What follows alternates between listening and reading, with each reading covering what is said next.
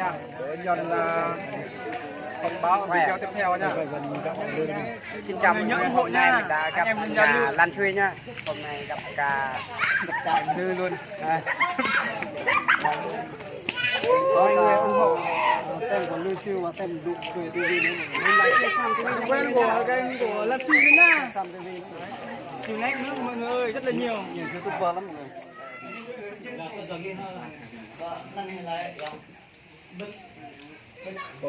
Đường nó camera đó, đường băng nó cho tay nghe đường bật cua. Tan. Mỗi nó bật trực tiếp đấy chứ. Dễ á lên. Mỗi con điện thoại này. Nghe chưa? Rồi ok.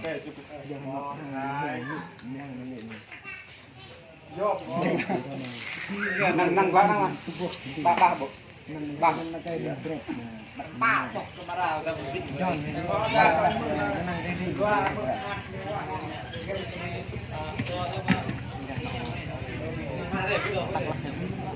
Người đang sang tới suy để một màn mình kiểu như là Noel đó mọi người. Chào mọi người nha. là anh đưa nha mọi người nha. Hôm nay rất là vui. Nhiều YouTuber nhiều lắm. Kể YouTuber nhỏ lẻ của anh em. Kể ra thì rất là nhiều luôn.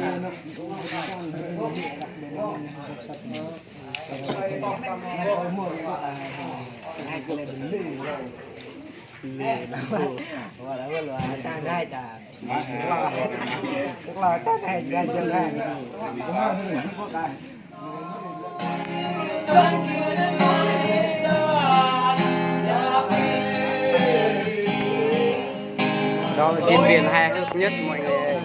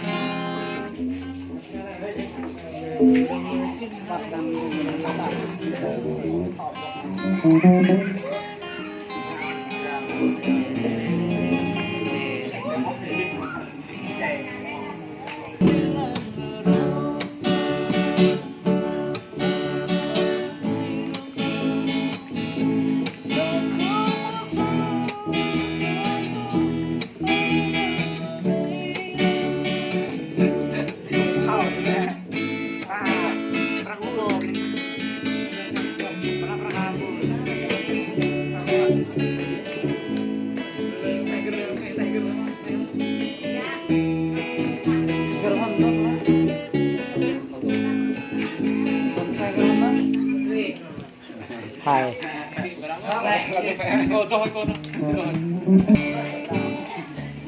Bà ta gọi nó nghe.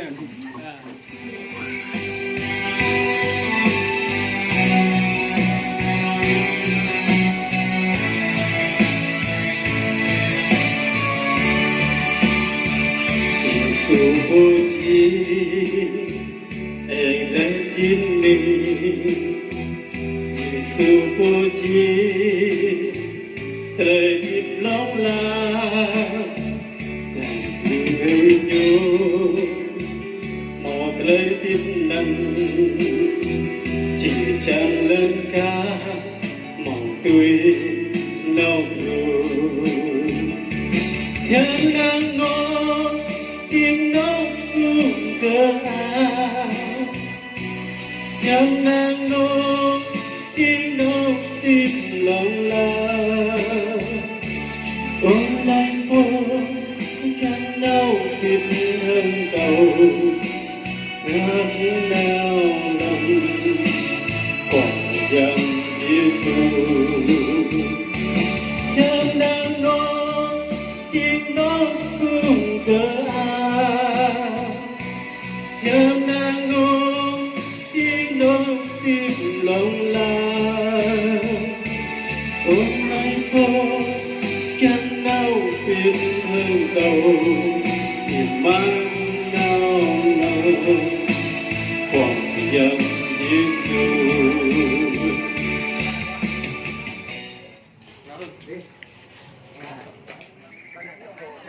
để nhân thông báo video tiếp theo nha.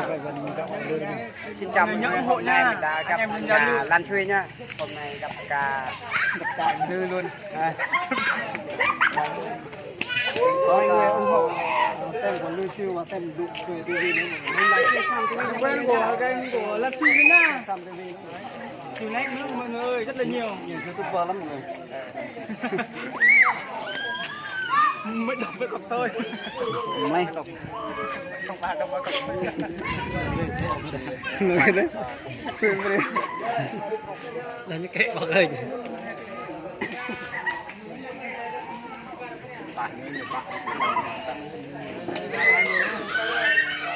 Có nhân dịp nhà làm suy chúc tất cả mọi người làm quanh lâu hết anh nhé. Tôi đã cảm ơn mọi người nhé. Của già nhá. Xong lên rồi. Cảm ơn anh nhá. Cười nhiều rồi. Già nhá. Người ra đây có con người ra đây mình nha. Tất cả anh em nào mà có kênh nha. Có thể liên lạc với các kênh như các Facebook để mà giao lưu với mọi người nha. Đấy, tất cả mọi người cùng giao lưu cam kết. Xây dựng cuộc sống. Xây dựng kinh tế. Xây dựng cuộc sống thôi. Thành lập làm mới, thôn mới. Không chụp đó bên ta đó ngang nhờ bên em này ấy rem nem thôi và rem nó lại chụp rồi rồi nhờ cái chụp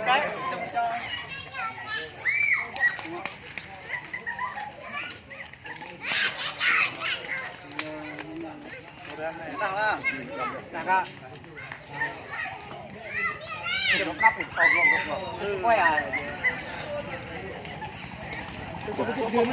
lô cho là bóc chưa cái lệ bị đây này này hả 1 2 3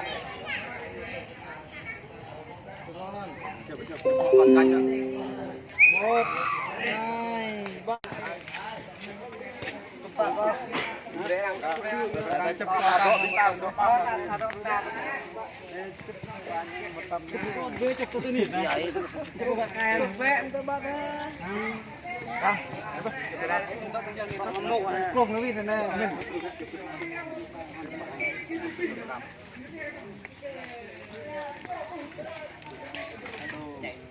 cái đường satu oke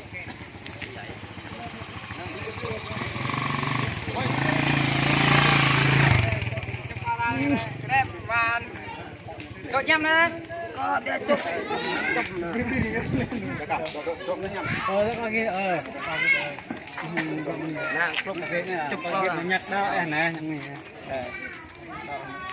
คุณไม่รู้ตานำตะก่อนไหมครับตอนนี้đây là con của đam mê về YouTube nha. Nhập vào YouTube. Hello. Dòng cao nhất.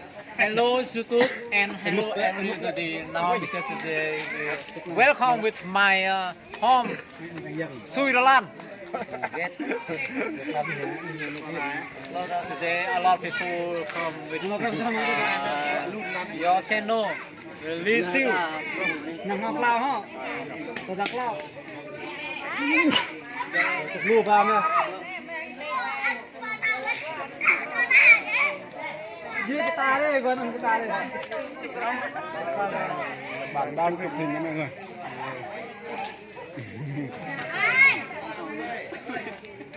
mày hình to đâu ăn nữa em mày à em Cái lưng anh cho người nhá. Trong thời gian này rất Mình coba bạn truy Gue tadi itu kemat siêu cảm luôn trong lưng luôn. khác YouTube chào mọi người